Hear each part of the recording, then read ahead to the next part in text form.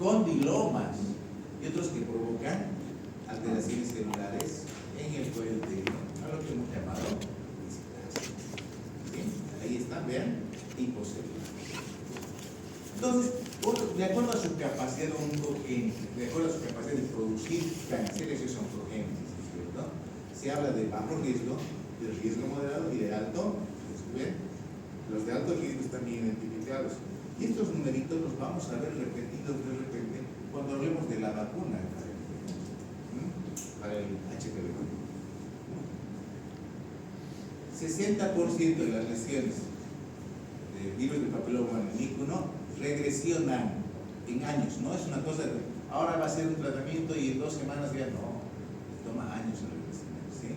Solo 15 van a pasar al mayor, al siguiente nivel en 3 a 4 años y solamente el 30 y 70% van a progresar a cáncer. Eso es lo que les decía, el cuello uterino que tiene una infección por virus del papiloma humano puede desarrollar NIC1, pero observen, puede regresionar en el 60% de los casos, o puede progresar al siguiente nivel, ahí está el 15%.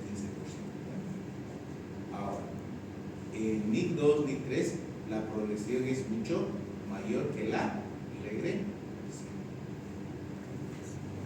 Si ustedes van sumando, toma más o menos entre 5 y 15 años que un cuello uterino que está infectado por virus del papiloma humano desarrolle cáncer de cuello. 5 a 15 años.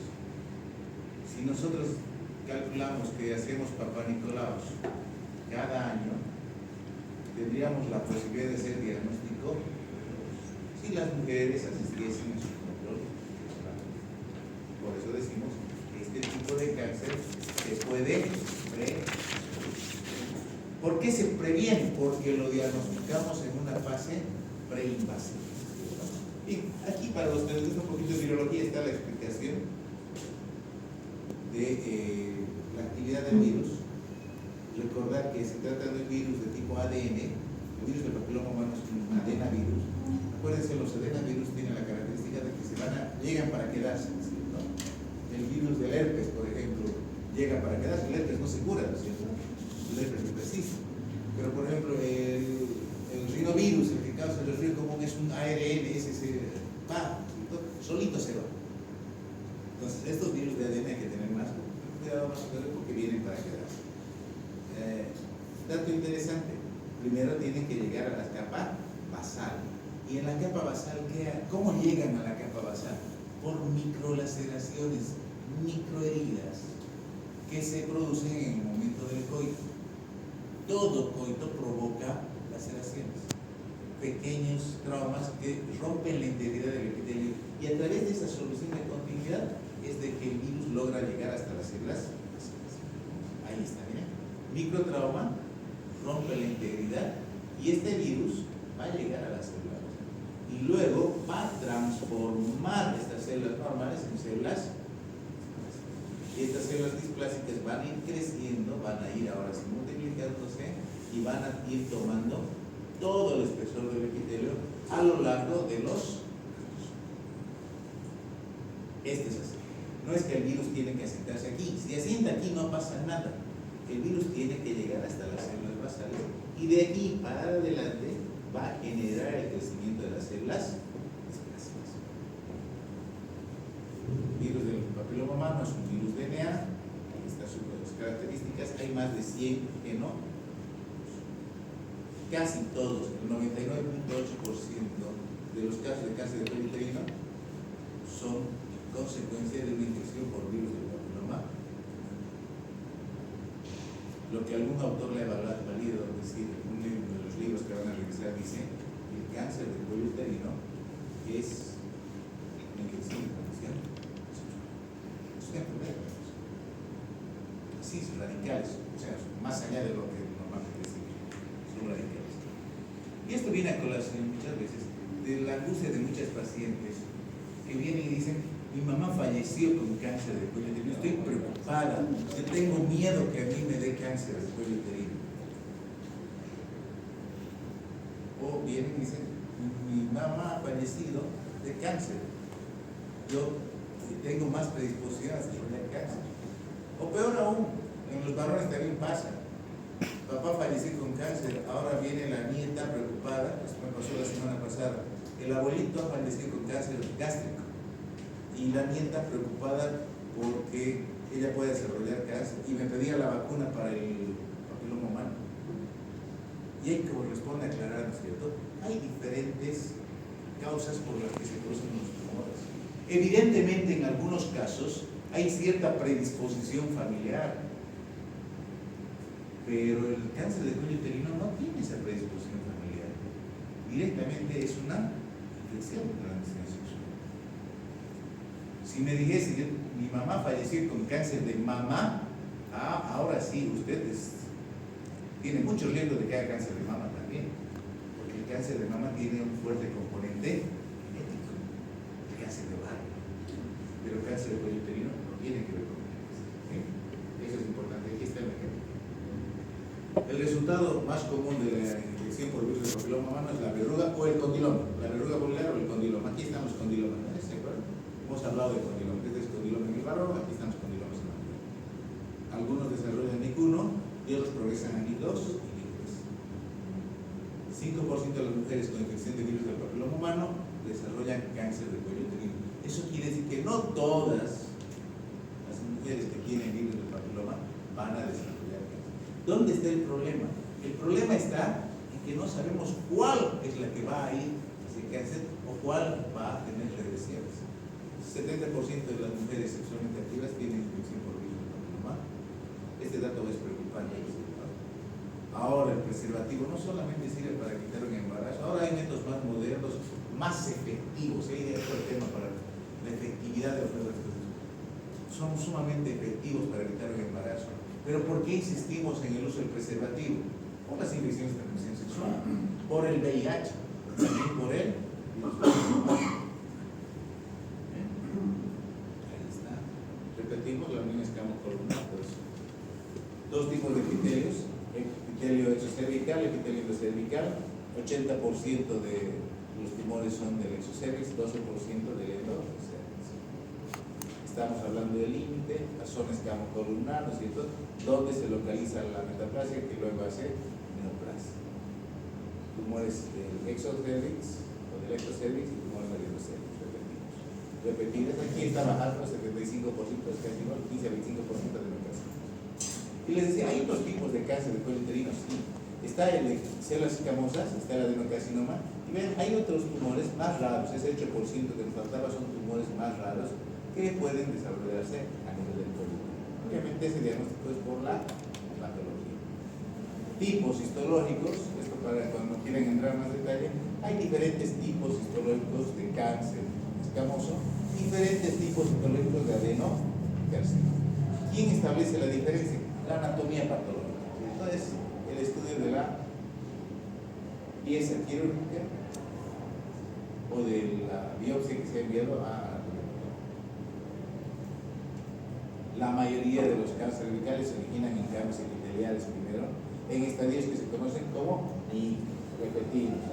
Les estoy repitiendo un montón de veces para que cuando se llama displasia leve, cuando está afectado el tercio inferior, displasia moderada, 2/3 inferiores, displasia severa o carcinoma in situ cuando están más allá de los 2/3 o está todo el espesor del epitelio. Aquí están las progresiones y aquí está la regresión, la progresión y el estacionario. La regresión, la progresión, progresión y no hay regresión. La evolución, la infección por virus del papiloma humano que persiste va a provocar NIC1, NIC2, NIC3, cáncer invasor. Pero también, vean, es posible la regresión. Y el aspecto, ¿no? ¿Cómo se ve el aspecto del cuello uterino cuando estas lesiones van desarrollándose? ¿Es posible entonces hacer diagnóstico de los estadios previos de cáncer de cuello uterino? Sí. Y comenzamos con el primer punto, que era la citología cervical. Ya sea con el informe de Papa o con el informe de Bethesda, nosotros comenzamos a hacer el diagnóstico. De ahí para adelante, el siguiente punto será la colposcopía. Y el siguiente punto a la colposcopía, cuando estas nos muestran imágenes anormales o sospechosas, será la biopsia. Bien. Ahí está la estadificación de Bethesda. Esa es diapositiva repetida también. La comparación, haciendo la aclaración, ¿cierto? Que aquí tenemos PAP clase 3A, que es leve, PAP clase 3B, que es moderada, PAP 4, que es displasia severa, y carcinoma in situ. Para los que no vinieron a clase, esta diapositiva los va a confundir, está hecha intencionalmente, no la cambio. Me dicen, ¿por qué no la cambio? Porque sé que los que han venido a clases saben que 3A es leve, 3B es moderada, y la severa pasa a la clase, ¿cierto? Los que vienen a clase entienden. Ahí está el informe Bethesda. Y ahora viene algo bien interesante. Una vez que se ha hecho el diagnóstico de cáncer de cuello uterino por citología, colposcopía y la biopsia, ¿qué es lo que toca hacer? Pues hay que hacer tratamiento, hay que operarlo. No. Hay que llevar la quimioterapia. No. Hay que hacerlo. No. El siguiente punto, el siguiente paso, después de que tenemos ya el diagnóstico de cáncer, es la estadificación. Necesitamos estadificar. Ustedes hablan de estadificaciones, en otras materias han hablado de la estadificación TNM, ¿se acuerdan? Tumor, nódulo, metástasis.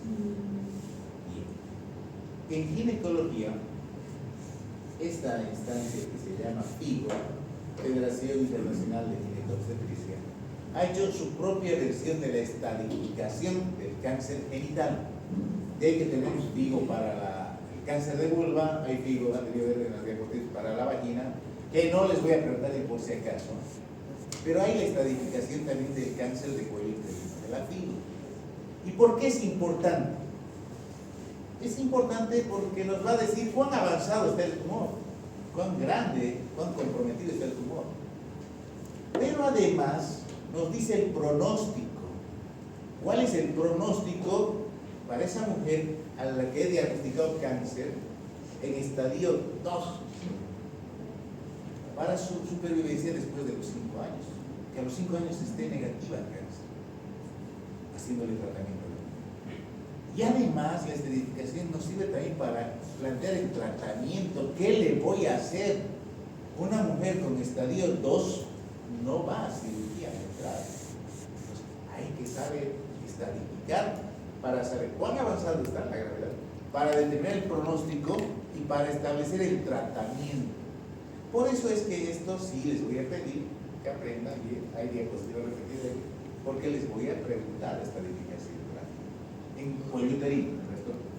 Bien. ¿Y cómo se estadifica? Va desde 0 y en romanos va hasta 4. De 0 a 4. Sabemos que 0 no había en romanos, pero de 0 hasta 4 en números romanos. Y decimos, el estadio 0 corresponde al carcinoma in situ. Es cáncer in situ, NIC3. No ha sobrepasado la membrana. Pido la biopsia y la biopsia me dice es un NIC3. Entonces, ¿qué tiene el estadio? En el estadio 0, el 100% de las pacientes que hacen el tratamiento correcto se curan. ¿Por qué? Porque le voy a sacar el cuello uterino, le voy a destruir esta parte, voy a hacer un cono, voy a hacerle una esterectomía, pero el 100% de los pacientes que se diagnostican en estadio 0 se curan cuando hacen el tratamiento. ¿Sí? Y vamos bien. El estadio 1 se refiere a ese tumor que está limitado al cuello uterino. No ha salido del cuello. Hemos dicho que el cáncer tiende a invadir. Pues. Este está en el cuello uterino. Pero el estadio 1 es muy grande. El cuello es grande. Entonces, se lo ha dividido en estadio 1A y estadio 1B. Y decimos, se llama estadio 1A cuando evidentemente está limitado al cuello uterino.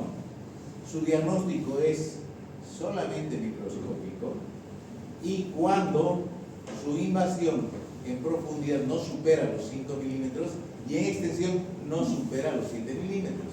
Es decir, el estadio 1A es lo que hemos llamado el carcinoma microinvasivo. Pero aún así, el 1A es muy grande y se lo ha dividido en estadio 1A1 y estadio 1A2.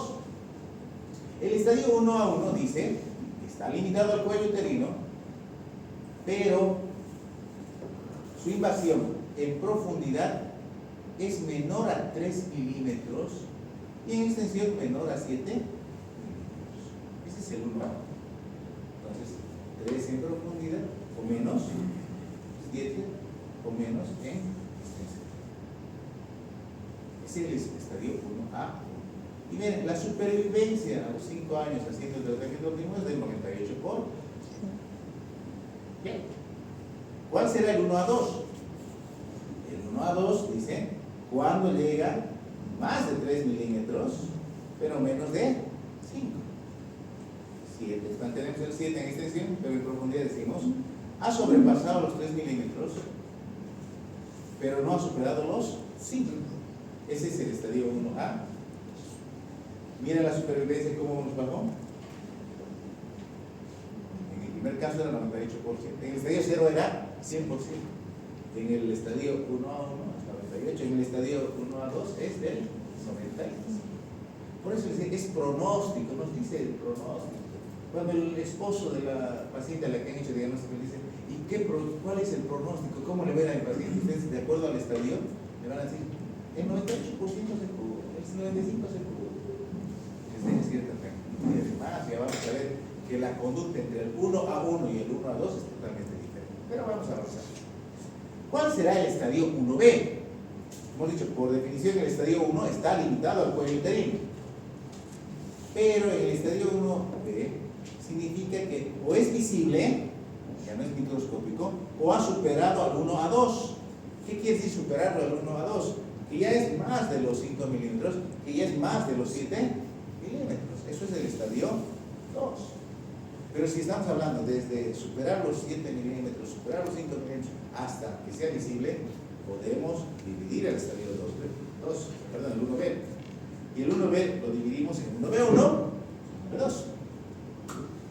El 1B1 dice, cuando la lesión mide menos de 4 centímetros, su supervivencia es del 85%. Estamos hablando de centímetros. Desde 8 milímetros en profundidad, 6 milímetros, hasta los 4 centímetros, o centímetros ya. Estamos hablando de estadio 1B. Cuando ha superado los 4 centímetros, es estadio 1B2. Su supervivencia es del 75%. Aquí está el 1B1, aquí está el 1B. ¿Sí? Entonces el estadio 1 tiene 1A, 1B. El 1A tiene 1A1, 1A2. El 1B tiene 1B1, 1B2. Ya el 2 es más sencillo. ¿Cuándo decimos que estamos en estadio 2? En estadio 2 hablamos de que el cáncer ya ha salido del cuello uterino, ya está fuera del cuello uterino. En el estadio 1 estaba limitado al cuello uterino, ahora ya está fuera del cuello uterino, ¿sí? Pero no ha llegado a la pared pélvica, y no ha llegado al tercio inferior de la vagina. El tercio inferior está donde está. Pero aún así eso es grande. Entonces el 2 se ha dividido en 2A y 2B. ¿Cuándo se llama estadio 2A? Cuando el tumor está fuera del cuello uterino, pero está limitado a los 2/3 superiores de la vagina, sin haber afectado los parametrios. Los parametrios son los ligamentos que están a los costados del cuello uterino. Entonces, cuando ha tomado más allá del cuello, ha tomado vagina, pero no ha llegado al tercio inferior de la vagina, solo los 2/3 superiores, y no ha invadido los parámetros, se dice que el estadio es 2, su supervivencia es del 75%. ¿Cuándo será estadio 2B? Aquí ya no hay 2A1, 2A, aquí hay 2A y 2B. ¿El 2B cuándo? Cuando la invasión lo ha hecho hacia los parámetros, ¿sí? Invasión a los parámetros sin llegar a la pared pélvica. Aquí está la pared de la pelvis. Puede haber tomado la vagina, pero no ha tomado el tercio inferior. Se dice que estadio 2. La supervivencia está de bajada. O sea, mientras mayor estadio, menor la supervivencia. Estadio 2. Luego pasamos al estadio 3. ¿Cuál es el estadio 3? Cuando sí logra pasar hasta el tercio inferior de la vagina o sí llega a la pared de la pelvis. ¿Sí? Y acuérdense que hay un elemento anatómico muy importante en este trayecto del cuello a la pelvis. ¿Quién viene por aquí? ¿Qué elemento pasa por aquí?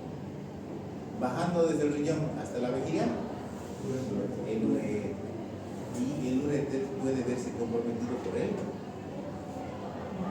Vamos, el estadio 3 se divide en 3A y 3B. ¿Cuál es el 3A?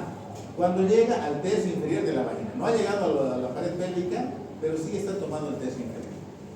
Se llama estadio 3A. Supervivencia, miren cómo cae la supervivencia drásticamente. ¿Cuál será el 3B? Cuando sí ha llegado a la pared pélvica o ha comprometido la vía urinaria. Acuérdense, está el uréter por ahí, el tumor está ahí. ¿Qué va a hacer el tumor con el uréter? Comprimir. Lo va a comprimir. ¿Y qué va a pasar de la cinta de compresión para arriba? Se va a ensanchar lo que ustedes llaman hidronefrosis. No, hay bloqueo. Hay compromiso de la función. Su supervivencia es del 30%. Entonces ya está invadida la vagina, ya está invadida los parámetros. ¿Qué más le queda para invadir? Lo hemos dicho. Otros órganos. ¿Qué otros órganos? ¿Quiénes son los vecinos del cuello uterino? Ovario. No, antes. ¿A quién tienen delante y a quién tiene detrás el cuello uterino? Vejiga y recto. Ahora, ese es el estadio 4. El estadio 4 es cuando el cáncer está ya fuera del genital. Cuando ha salido fuera de la parte genital se llama estadio 4. Y hay 4A y 4B. En el 4A, la invasión es o a la vejiga o al recto. Cualquiera de los dos. O hacia adelante, a la vejiga, o hacia atrás al. Ese es el 4A. ¿Y cuál será? 10% de supervivencia. ¿Cuál será el 4B? Cuando hay metástasis a distancia. ¿Sí? Supervivencia, 0%. Difícil que esta paciente sobreviva. Menos 5 porque son buenas gente le gusta. La supervivencia, más allá de los 5 años en mujeres con diagnóstico de 4A, es muy baja. A los 5 años, 0%. Entonces, volvemos a la definición del cáncer del cuello uterino. ¿Qué es el cáncer del cuello uterino? Es ese crecimiento no controlado, ese crecimiento anárquico de las células del cuello uterino, que va a tomar todo el cuello uterino, va a infiltrar a los vecinos y va a proyectarse a distancia. Es lo que decía el concepto anterior. ¿Y cómo va a esta estadificación? Permitirnos hacer pronóstico y ahora nos va a permitir hacer tratamiento. Entonces, para la estadificación, ¿qué necesitamos? Exámenes complementarios. Quiero saber si la vejiga está comprometida, tengo que hacerle una cistoscopía. Quiero saber si hay compromiso rectal, tengo que hacerle una rectoscopia, ¿no es cierto? Quiero valorar la función renal, tengo que hacerle una urografía inspectora. Entonces, ven, por eso es que se va a perder un cierto tiempo haciendo los exámenes necesarios antes de definir el tratamiento que se va a hacer en el ¿sí? Y aquí está para los que les gusta leer, aquí está. Y para los que les gusta estudiar con dibujitos, aquí está. ¿De qué hay pregunta en el examen? En el final, ¿cuál es el estadio 2A? ¿Cuál es el estadio 3B? ¿Qué tengo que hacer? ¿Cuál es el tratamiento? ¿Cuál es el pronóstico? Aquí está la estadificación que ustedes conocen: TNM, tumor, nódulo, metástasis. Ahí está. Tumor, nódulo y metástasis. TNM. Bien. ¿Cuál es la clínica del cáncer del cuello uterino? Antes de ir al tratamiento, ¿cuáles son los síntomas? Primero, el cáncer del cuello uterino es asintomático en la fase inicial. No tiene síntomas. No estamos hablando de las displasias eran asintomáticas. Estamos hablando ya de cáncer. Y al principio es inespecífico. ¿Y luego qué viene? Cuando el cáncer ya va a dar sintomatología, ¿cuál es? Flujo. Un flujo que puede ser sanguinolento inclusive y que es efectivo.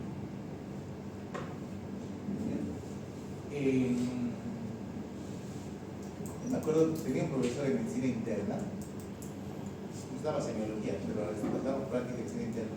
A las 7 de la mañana íbamos al hospital, él entraba a la sala de mujeres Ni bien entraba a 7 de la mañana, todos estaban despertando, todo eso él respiraba y decía, aquí hay cáncer. Con el olfato diagnostica el cáncer. Y verdad, pasando la visita, nos encontramos con un caso de cáncer. ¿Qué pasa? Bueno, cuando ya se huele el cáncer, ¿qué significa? Ya está avanzado. Si se huele, es que ya está avanzado. Entonces nos hacía trampa el profesor. Facilito es diagnosticar un cáncer cuando está avanzado. La clave es diagnosticarlo de forma precoz. Cuando da clínica, cuando hay flujo, cuando hay sangrados durante las relaciones sexuales, hay dolor pélvico. Vean, cuando hay compromiso de la vía urinaria, ¿de qué estadio estamos hablando? A ver, sin revisar, ¿cuál es el estadio que compromete la vía urinaria? 4. 3A. 4A es vejiga, el que compromete la vía, el uretra. Entonces, por compresión explícita. Entonces, ya estamos hablando de un tumor que está avanzado, ¿cierto? Cuando aparece hematuria, ahora sí puede ser 4 años, ¿cierto? Cuando aparece hematuria, cuando aparece retorragia, ¿qué estamos hablando? 4 años. Entonces, cuando aparece clínica, estamos hablando de estadios avanzados. Entonces, la mujer que ya viene con ese síntoma, de repente lo podemos hacer el diagnóstico de forma, al principio es asintomática, ¿cierto? Puede aparecer flujo fétino, como agua, como la carne lavada, le dicen acá, como una sangrasa, hematuria, estreñimiento, restaurador, hidronefrosis. Estas son manifestaciones tardías. Y luego habrá síntomas generales, pérdida de peso, falta de apetito, ya nos habla de que el caso está avanzado. Entonces, para hacer diagnóstico, obviamente es importante la anamnesis. Me van a escuchar siempre en el hospital, pregunta que hacemos en casi todos los pacientes, ¿cuándo se ha hecho su último papá Nicolau? ¿A qué día se está hablando de eso? ¿Cuándo fue su último papá? El año pasado. El año pasado. ¿Y qué resultado tuvo? Estaba todo bien. Ya, no, estamos aquí. Pero si me dice hace 5 años, o me dice, peor, nunca me he hecho. Y viene con sangrado y con dolor pélvico. Da para pensar, ¿cierto? Ya uno ya está pensando en qué opciones tiene. Cáncer pélvico y más. Luego en el examen físico nos mostrará al principio ausencia de modificaciones cervicales. Pero cuando ya está avanzado, ¿qué nos va a mostrar? Crecimientos, tumor que crece, de superficie acartonada, ¿no es cierto? Duro, consistente, friable, deformación del cuello, ulceración, pues eso vamos a ver. Y los exámenes auxiliares, ¿cuáles son aquí? Los aquí dice estudio de citología. Tengo que pedir, si no está sangrando, pídanle el Papá Nicolau, hay que pedirle. Es el primer paso. Si está sangrando, no puedo hacerle el Papá Nicolau, ¿cierto? No puedo. Esperaré que deje de sangrar o estaré haciendo el siguiente nivel, que es la colposcopía. Y luego el siguiente nivel es la biopsia. Y tengo que hacerlo, porque si yo quiero referir a esta paciente, que yo sé clínicamente que tiene pérdida de peso, que tiene hematuria, pero si no le hago la biopsia en el oncológico, no me la recibe.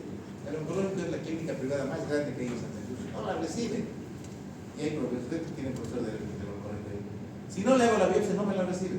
Está sangrando, y su biopsia, pero es que está sangrando, ya sabemos. Se huele a cáncer.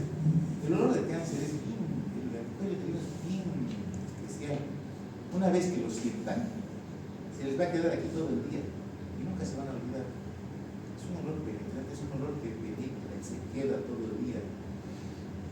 Huele a cáncer, se toca como cáncer, pero el oncólogo dice, no, quiero su biopsia. ¿Cuánto tarda la biopsia? 7 días. El examen físico, ahí está. Esta es la única situación donde se hace el tacto rectal y vaginal, para ver el compromiso de los parámetros. Ahí se puede ver el endurecimiento de la situación. Entonces, para diagnóstico, lo que nos tendría que ser valedero es hacerlo diagnóstico precoz. Más avanzado es ya tarde. Y hacemos citología, colposcopía, Schiller, biopsia. La citología, recomendar siempre. Decimos, a nivel nacional hay una normativa que dice todas las mujeres deben hacerse Papá Nicolau cada año, desde el momento que inician sus relaciones sexuales hasta los 59 años. Primero, desde el momento que inicia relaciones sexuales no corresponde, porque ¿cuánto va a tardar en hacer los cambios en la HPV? Años. De repente no sería a la que acaba de perder la virginidad, la que acaba de tener relaciones. Y después de los 59 años también hay cáncer. También hay cáncer. Entonces, que sea menos frecuente es otra cosa, pero hay que hacer de acuerdo a la parte de la salud. Y esto me gusta porque en Cuba, por ejemplo, hacen algo más práctico, no les hacen cada año. Cuba es un país que tiene los recursos económicos muy limitados, pero en salud primaria tienen su buen desarrollo, en preventiva, en salud preventiva, no tanto en salud terciaria, ¿cierto? Entonces dicen, mujeres entre 25 y 64 años. Sí, mejor. Puede haber cáncer antes de los 25, sí, pero es raro. Pero no le hagan a la que acaba de tener los 24, la van a asustar, la van a espantar y no va a querer más. Sí, la muestra sale inadecuada y que repetir. Un montón de muestras nos salen inadecuadas. ¿Por qué? Porque quien toma las muestras para Papa Nicolau en el hospital es el interno. Al interno que acaba de venir va a estar una semana en Papa Nicolau y tiene que saber eso. No está mal esto. Hay que repetir, no hay que descuidarse. Ahora, mejor, en lugar de hacer cada año, ¿qué les parece hacer esto? Si tengo 3 que se han hecho anuales negativas, la siguiente haré una cada 3 años. Si 3 me han salido normales, la siguiente la haré en 3 años. Y la siguiente ya podemos ir repitiendo. ¿Sí? Si el resultado muestra normalidad, ¿cuál es el siguiente nivel? Colposo. ¿Sí? No se olviden cuáles son las condiciones. La mujer no tiene que estar sangrando, la mujer no tiene que tener relaciones sexuales, la mujer no tiene que estar usando medicación de tipo óvulos o tipo cremas vaginales, ¿cierto? Y nada de relaciones sexuales. Se hace la citología, el siguiente nivel es la colposcopía. ¿Qué mucho que era la colposcopía? No es nada más que ver el cuello uterino en una imagen agrandada y con una buena fuente de iluminación. Eso es el colposcopio. No es un aparato complejo, nada. Es como una lupa con luz. Y la transmite ahí la videocolposcopía, ¿verdad? Se va transmitiendo y se va viendo. Y hemos dicho, hay que buscar imágenes sospechosas. ¿Cuáles serán? Leucoplasia, mosaico y base oportunidad. Aquí está un poco más de la colposcopía. Si la colposcopía me sale sospechosa, si tengo un Papa Nicolau sospechoso, tengo que hacer la biopsia. Aquí está la pincita. Esta pincita se llama sacabocados, en la que va a sacar un pedacito de tejido de la zona colposcópicamente sospechosa para llevar a estudio de histología. ¿Sí? Ya está hecho el diagnóstico. ¿Cuál es el tratamiento? El tratamiento depende de la etapa, del estadio en que se encuentra el tumor. ¿Sí? Ese es básicamente el que nos dice qué tratamiento vamos a hacer. ¿Influye el tema de la paridad? Sí, puede influir, pero no tiene que ser decisivo. ¿Por qué el tema de la paridad? Porque de repente la mujer no tiene hijos y quiere tener hijos y tiene cáncer, es complicado. ¿Sí? Entonces, lo ideal es hacer la estadificación y de acuerdo a eso definir. La embarazada, si espera unos meses, no nos va a afectar mucho. ¿Qué hago en el estadio 0? Aquí está la conducta. En el estadio 0 hago cono y listo, se acaba. Y si la paciente ya tiene la pared satisfecha, le hago histerectomía total. Se acaba el problema. No hay zona de transformación, no hay cáncer. 100% de corazón. ¿Qué hago en el estadio 1A1? ¿Se acuerdan cuál era el 1A1? El que no pasaba de los 3 milímetros. ¿Qué le hago? Le hago cono, ya hemos visto lo que es cono de sangre, o le hago histerectomía, por si acaso, este es cono, este es un cono. ¿Qué le estoy sacando? La zona de transformación. Y si mi cono está bien hecho, el patólogo me va a decir, bordes quirúrgicos pasan por tejido sano. Otros patólogos dicen bordes quirúrgicos libres. Si mis bordes están libres, he sacado todo. Eso es el cono. Le conservo la fertilidad. Esta mujer puede embarazarse las veces que quiera, no afectando su fertilidad. Pero de repente, si mi paciente ya tiene la pared satisfecha, le puedo hacer también una histerectomía total. ¿De qué depende la decisión? Del deseo de fertilidad de la paciente. Obviamente, si tiene 45 años y no tiene hijos, tampoco lo voy a esperar que se embarace. Ahora bien, ¿cuál era el estadio 1A2? El que estaba entre 3 y 5 milímetros. Miren cómo cambia la conducta. Aquí ya no le hago una histerectomía solamente, sino le hago una histerectomía rápida. radical. ¿Qué quiere decir histerectomía radical? Que le saco el útero, le saco las trompas, le saco los ovarios, saco un buen grado de tejido parouterino y un buen tanto de vagina. Eso es la histerectomía radical. A ver, por aquí está la histerectomía radical. Aquí está, ¿qué? Esta es una histerectomía total. ¿Qué sale? El útero. Queda la vagina, quedan las trompas, quedan los ovarios. ¿Cuál es la radical? Saco las trompas, saco los ovarios, saco tejido parouterino y saco una buena parte de... Y además linfadenectomía, dice, hay que sacar los ganglios del ano. ¿Cómo cambió mi tratamiento? Por unos milímetros? Por unos milímetros. El estadio 1B1 también se hace histerectomía radical con la linfadenectomía. El estadio 1B2 hace quimioterapia, hace radioterapia y después se hace una histerectomía radical. ¿Se acuerdan cuál era el 1B1? Que mide menos de 4 centímetros, y el 1B2 que mide más de 4. Entonces todos están limitados al Pero no afectan los paramétricos. Exactamente, solamente este producto. Por eso puedo hacerlo así. Pero ¿qué va a pasar cuando el tumor sale del cuello uterino? Los estadios 2, 3, 4. ¿Dónde está la cirugía? No operen. Yo tenía una paciente hace 2 años, que venía todo el tiempo a la consulta y decía, quiero que me opere, quiero que me opere, quiero que me opere. Tenía un estadio 3A. Dice, no es para cirugía su caso. Pero me ha dicho el doctor que me puede cobrar, y quería cobrarle $10,000 un doctor, un colega, que ni siquiera era ginecólogo, cirujano oncólogo. Quería cobrarle $10,000 para operarme. ¿Qué es lo que iba a hacer? ¿Dónde está escrito que un 3A vaya a histerectomía? Qué importante es eso, ¿no es cierto? Saber estadificar, saber qué toca de acuerdo al esto. Bueno, está el tema de la cirugía, ahí está. El tema de la quimioterapia con todos los inconvenientes que trae, ¿cierto? ¿Cuál es el pronóstico? El pronóstico depende del estadio.